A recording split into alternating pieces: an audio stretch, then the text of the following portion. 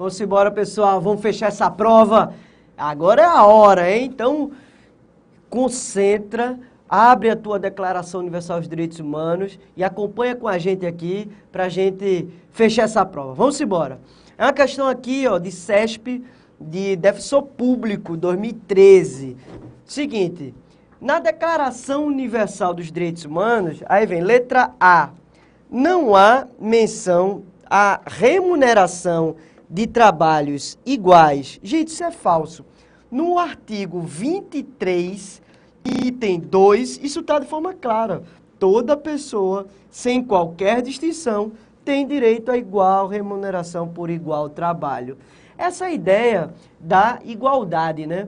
É uma ideia de que os seres humanos, independente de qualquer característica, devem ter uma remuneração equiparada para funções equiparadas, funções iguais. Então, homem e mulher não pode ter diferença salarial. Apesar disso ser uma teoria, aqui no Brasil, as pesquisas do IPEA, que é um instituto de pesquisa, aponta que as mulheres ganham cerca de 30% a menos do que os homens, ocupando a mesma função, com a mesma carga horária, e isso reflete um padrão discriminatório contra as mulheres, que é frontalmente contrário ao que está previsto não só na Declaração Universal dos Direitos Humanos, mas também na nossa Constituição Federal.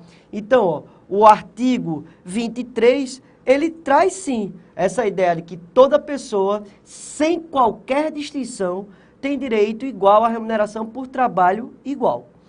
Letra B. É reconhecida a relação entre desenvolvimento da personalidade e o caráter de pertença a uma comunidade. Gente, isso está previsto no artigo 24 da Declaração Universal dos Direitos Humanos e está correto, corretíssimo. É o seguinte, ele diz, ó, toda pessoa tem deveres para com a comunidade, em que o livre e pleno desenvolvimento de sua personalidade é possível. Qual foi a ideia desse dispositivo? Foi implicar as pessoas com seu dever cidadão. As pessoas têm direitos, mas também têm deveres. A Declaração Universal, ela trouxe essa preocupação na ideia de implicar as pessoas enquanto cidadãos. Então, tem um dever de não jogar lixo, tem um dever de não destruir o meio ambiente, tem um dever de respeitar o próximo, tem um dever para com a sua comunidade. Então, se existem regras sociais, essas regras devem ser respeitadas. Não é só você estar pedindo direito, é você respeitar a fila, respeitar o trânsito. Então, tudo isso está dentro dessa ideia de que uma comunidade ela se constrói não só com direitos, mas também com deveres, fortalecendo a personalidade do indivíduo e social, ok? Então, letra B está correto. Letra C. Ao exercício dos direitos e liberdades por ela assegurados, não se sobrepõe propósito ou princípio algum. Isso está falso. No artigo 24.3, ele diz que os direitos e liberdades não podem, em hipótese alguma, serem exercidos contrariamente aos princípios da ONU, das Nações Unidas. Então, não dá para você alegar direitos e liberdades para você infringir princípios que regem a própria ONU. Exemplo disso, você não pode falar, eu tenho liberdade de expressão, então por isso eu vou ser racista. Não, meu amigo. A sua liberdade de expressão, ela é um direito fundamental, mas assim como qualquer direito fundamental, ela é limitada. É limitada ao respeito de um outro direito fundamental, o direito de não ser discriminado. Então, você tem liberdade de manifestação do pensamento, mas você deve respeitar o direito da outra pessoa de não ser discriminada, não sofrer racismo. Então, você não pode suscitar um direito para violar um outro direito previsto na ONU, ok? Então, falso a letra C, porque ele diz que não se sobrepõe, o exercício de direitos e liberdade, não se sobrepõe proposta ou princípio algum. Se sobrepõe sim, os próprios princípios e propósitos das Nações Unidas. São mais importantes do que o exercício de um direito particular, principalmente quando ele é suscitado, levantado, exercido para violar um outro direito humano, ok? Então, falso a letra C. Letra D. É abordado o conceito de propriedade individual, mas não o de propriedade coletiva. Gente, no artigo 17.1, isso está previsto, não só o direito à propriedade individual, como o direito à propriedade coletiva. Isso está até de forma mais clara no texto da Declaração Universal dos Direitos Humanos, traduzido para o português de Portugal. Se você acessar na internet, pelo texto traduzido pelo português de Portugal, está bem claro, ipsis literis assim, pela a proteção ao direito à propriedade individual e coletiva. Na tradução para o português brasileiro, daqui nosso, olha como ficou o texto do artigo 17. Toda pessoa tem direito à propriedade, só ou em sociedade com os outros. No texto de português de Portugal, ele diz de forma clara, a propriedade individual e coletiva. Mas isso está também dentro da mesma ideia de que o exercício da propriedade pode ser com sócios ou sozinho. Então, está errado essa letra D de dado. Letra E, não são reconhecidos deveres de ordem alguma. Gente, falso, como a gente acabou de ver. No artigo 14.1, a gente acabou de ver que as pessoas têm também deveres para com a comunidade, ok? Então, letra E, tá falso. Vamos fazer mais uma questão? Então, aí, ó, questão CESP aí, de juiz 2012. A gente está elevando o nível para vocês se prepararem para tudo. É aquela coisa, se você se prepara para uma prova super difícil, você está pronto para qualquer tipo de prova. É aquela coisa que o pessoal do CrossFit fala, né? Do MMA também fala muito. Treino duro, luta leve. Então, ó, vamos treinar duro para a nossa luta, a nossa competição, que é a hora da prova, ela ser leve, ok? Então, ó, uma prova de juiz aí para vocês, veja como é tranquilo. Ela diz, ó, a Declaração Universal dos Direitos Humanos reconhece o princípio da unicidade sindical. Gente, isso tá falso, foi uma pegadinha da prova, não é o princípio da unicidade sindical. Ele traz no artigo 23.4 o princípio da unidade sindical, não da unicidade sindical. Vamos ver o que diz o texto e explicar melhor. Ele diz aí, ó, no artigo 23.4, todo ser humano tem direito a organizar, eita, ficou tudo junto aqui, ó, separa aí, tá? Ficou tudo junto. Organizar sindicatos e a neles ingressar para a proteção de seus interesses. Gente, o que é que acontece? Esse princípio da unidade sindical significa dizer que o ser humano ele tem esse direito de se organizar nos sindicatos. O princípio da unicidade é o que nossa Constituição Federal protege, lá no artigo 8º, inciso 2º, que é só um único sindicato na estrutura do nosso país, só é permitida a criação de um único sindicato para um local, um nível territorial específico. Como é que diz o texto da nossa Constituição? Ele diz, é vedada a criação de mais de uma organização sindical em qualquer grau, representativa de categorias profissionais ou econômicas, na mesma base territorial. Então, numa única base territorial, se tem uma única organização sindical. Isso é a ideia da unicidade sindical que está na nossa Constituição Federal. Mas o que a Declaração Universal traz é da unidade sindical, desse direito a ter um sindicato que abarque a proteção dos interesses de um grupo, ok? Então, falso esse item, que foi uma pegadinha braba da prova, beleza? Vamos para o próximo item, já saiu aqui a coisa. Não dispõe expressamente sobre o direito ao casamento, mas assegura-o indiretamente ao proteger a família. Como a gente viu aqui, desculpa aí, que na edição do slide saiu já direto, tá? Isso aí, ó, tá lá no artigo 16 e tá errado, porque ele dispõe sim, veja como foi arrojada a Declaração Universal dos Direitos Humanos. Ela trouxe a proteção expressa ao direito ao casamento, está lá no artigo 16. Ele diz: os homens e mulheres de maior idade, sem qualquer restrição de raça, nacionalidade ou religião, têm o direito de contrair matrimônio e fundar uma família.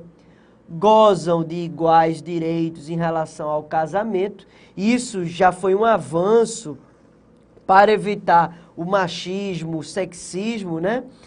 Que é a discriminação contra a mulher. Então, homens e mulheres gozam de direitos iguais na relação do casamento, tentando quebrar essa ideia patriarcal. Veja que desde 1948 o mundo, ele tenta construir essa concepção. Isso é muito interessante nessa ideia da emancipação feminina, né? Sua duração e sua dissolução. O casamento não será válido senão como o livre e pleno consentimento dos nubentes. Ou seja, evitando aquela ideia de casamento forçado, né? A declaração traz. Isso, muitos países da África não foram signatários da declaração, porque isso batia de frente com algumas, com algumas práticas cotidianas de alguns grupos desses. A família é o núcleo natural e fundamental da sociedade e tem direito à proteção da sociedade e do Estado. Veja que texto magnífico, né, da Declaração Universal dos Direitos Humanos, trazendo essa proteção à família e entendendo que é o núcleo natural e fundamental de uma sociedade. Muito bacana, né? Isso está lá no artigo 16 da Declaração Universal dos Direitos Humanos, o que faz com que esse item esteja falso. Garante expressamente a gratuidade da educação fundamental. Gente, isso está correto, está lá no artigo 26.1. E o que a gente falou antes, a educação a gente tem que entender como instrução para fins do texto da nossa Declaração Universal dos Direitos Humanos. Vamos ver como está previsto no texto do artigo 26.1. Toda pessoa tem direito à instrução. A instrução será gratuita, pelo menos nos graus elementares e fundamentais. Vê como ele traz, ó. Cuidado com isso na prova. É gratuito nos graus elementares e fundamentais. E traz também a obrigatoriedade desses graus elementares. O Estado tem que obrigatoriamente garantir esse acesso à educação elementar, que para abarcar é como se fosse um ensino fundamental e as creches, né? Primeira infância daqui do Brasil. A instrução técnico-profissional será acessível a todos. Cuidado com isso na pegadinha de prova. Bem como a instrução superior está baseada no mérito. Vê que ele não coloca o técnico profissional como sendo obrigatório. Ele diz que o técnico profissional, os cursos profissionalizantes, que a gente tem bastante agora no Brasil, né? Esses cursos profissionalizantes, ele não é obrigatório, cuidado com isso na prova.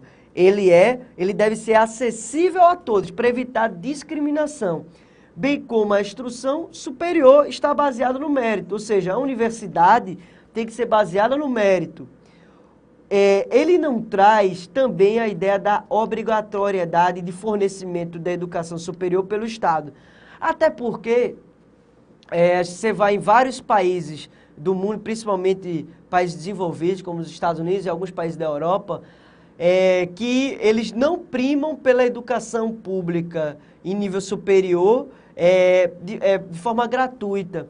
Eles primam pelo pagamento do nível superior e o nível básico, fundamental, sendo gratuito. Então, é diferente mais ou menos da lógica aqui nossa brasileira. A gente tem um ensino fundamental, médio e superior gratuito, mas o nosso foco principal que a gente tem no Brasil, de investimento alto hoje principalmente, é nas universidades. E a nossa base fica perdida. É por isso que a gente tem grande mão de obra desqualificada no Brasil, porque muita gente sai da escola cedo porque não tem interesse. É uma escola que não é mais atrativa. É um ensino do século XIX com uma população do século XXI. Como é que pode? Você pega uma criança que hoje já mexe em celular, que já mexe em tablet e tudo mais, chega no colégio e fica B-A-B-A, B-A,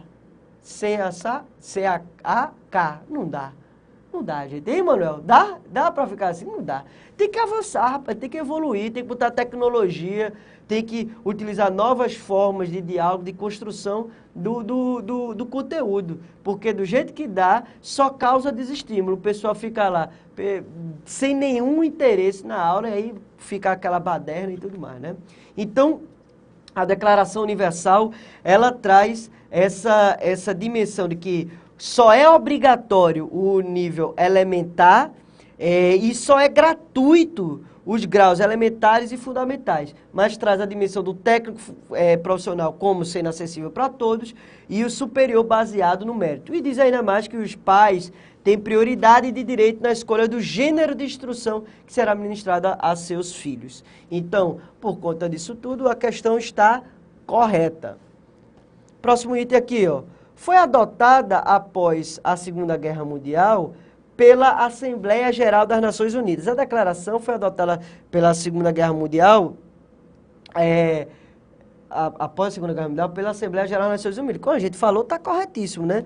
Lá em 10 de dezembro de 1948, nesse contexto de pós-guerra, né? Então, com essa ideia do Holocausto, a grande guerra mundial, a história das 2 bombas atômicas, fez com que o pessoal criasse regras de convívio mínimo para se evitar grandes guerras e conflitos internacionais, ok? Vamos ver outra questão aí, ó. A questão de defensor público do Espírito Santo 2012.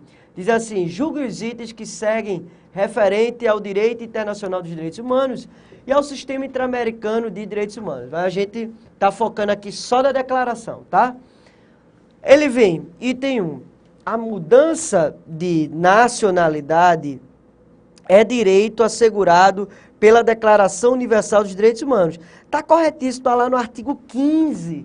Está lá no artigo 15 da Declaração Universal. Abra aí na sua declaração, acompanha aí em casa. Ele diz, ó, toda pessoa tem direito a uma nacionalidade. Ninguém será arbitrariamente privado de sua nacionalidade, nem no direito de mudar de nacionalidade. E eu digo mais para vocês, volta aqui para mim.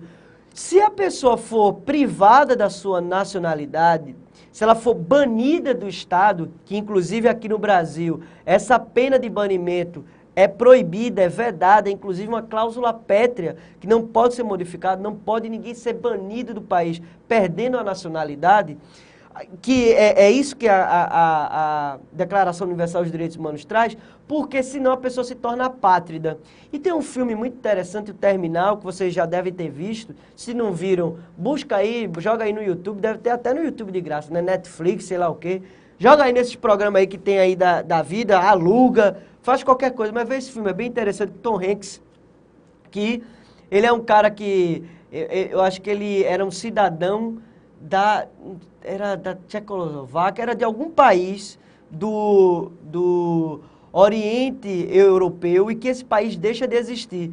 Mas ele deixa de existir quando o cara pisa no aeroporto dos Estados Unidos. Ele toma conhecimento na telinha do aeroporto, na telinha da TV do aeroporto. E aí o que é que acontece? Ele se torna apátrida, não consegue entrar no país, porque ele não tem nenhuma nacionalidade, porque o país deixou de existir, sumiu por conta da Guerra Fria, e ele não consegue ser deportado porque não tem para onde ser mandado. Aí o resto do filme vocês vejam aí. Mas é esse problema dele, né? Dele ter se tornado apátrida. E é isso, quando a pessoa se torna apátrida, ela perde o vínculo com o Estado e ela se torna um ninguém.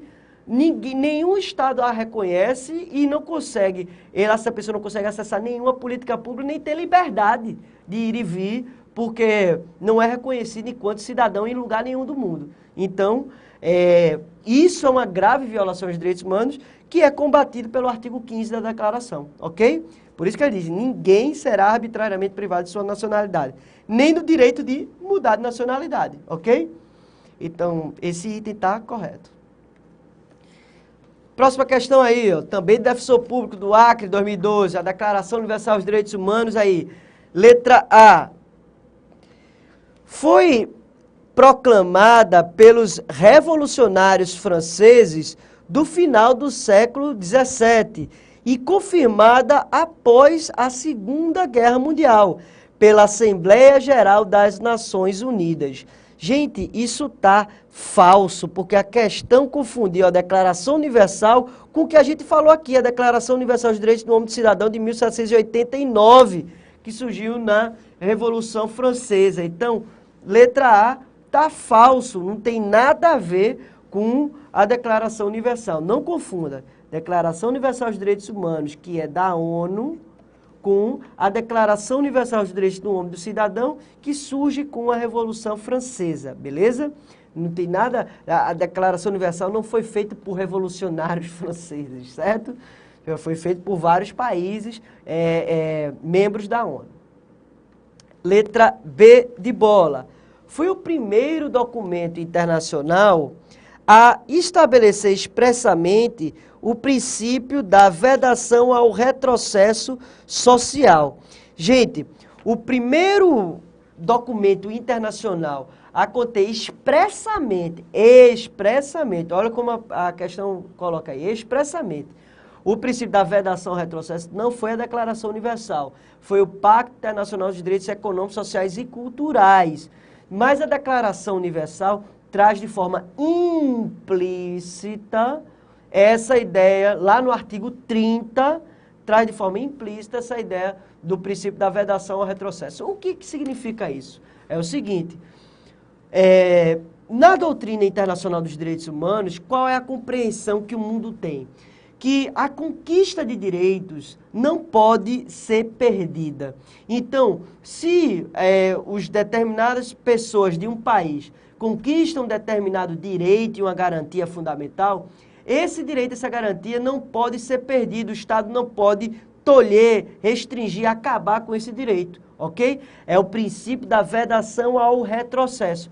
Exemplo disso aqui no Brasil. A gente não pode aplicar a pena de morte, porque além de estar na nossa Constituição Federal, mesmo que a gente criasse uma nova Constituição Federal, por a gente estar vinculado a pactos internacionais de direitos humanos e à Declaração Universal dos Direitos Humanos, a gente não poderia piorar a situação, voltar atrás para piorar, ok? Então, é essa a ideia e que então não está prevista expressamente na declaração. Está expressamente no Pacto Internacional dos Direitos Civis e Políticos, no artigo 2º, parágrafo 1º. Vamos ler o artigo 30 da declaração, vamos lá? Acompanha comigo aí. Nenhuma disposição da presente declaração pode ser interpretada com reconhecimento a qualquer Estado, grupo ou pessoa do direito de exercer qualquer atividade ou praticar qualquer ato destinado à destruição de quaisquer dos direitos e liberdades aqui estabelecidos. Veja que ele não traz de forma expressa a vedação ao retrocesso, mas isso está implícito quando ele fala que é vedado, né, que nenhuma disposição pode ser interpretada para destruir os direitos e liberdades estabelecidos na declaração, ok? Então, falso, a letra B de bola. Vamos ver a letra C? A letra C ele diz, nada declara sobre o direito à propriedade em razão da necessidade de acomodação das diferentes ideologias das potências vencedoras da Segunda Guerra Mundial. Gente, isso está falso. O artigo 17, ele dispõe de forma clara que toda pessoa tem direito à propriedade. Está aí na sua tela. Toda pessoa tem direito à propriedade só ou em sociedade com os outros. Ninguém será arbitrariamente privado de sua propriedade, ok? Então, falso a letra C. Letra D, não faz referência à possibilidade de qualquer pessoa deixar o território de qualquer país ou nele ingressar, embora assegure expressamente a liberdade de locomoção dentro das fronteiras dos estados. Abra aí na sua declaração, no artigo 13, e veja o que é que ela diz. Está aí, está aí no seu material na tela. Toda pessoa tem direito à liberdade de locomoção e residência dentro das fronteiras de cada estado. Toda pessoa tem direito de deixar qualquer país, inclusive o próprio, e a este regressar. Então, está falsa essa letra D. Vamos ver a letra E? Assegura a toda pessoa o direito de participar do governo de seu próprio país, diretamente ou por meio de representantes. Gente, isso está correto, está no artigo 21, texto expresso do artigo 21. É a letra que a gente marca nessa questão, ok?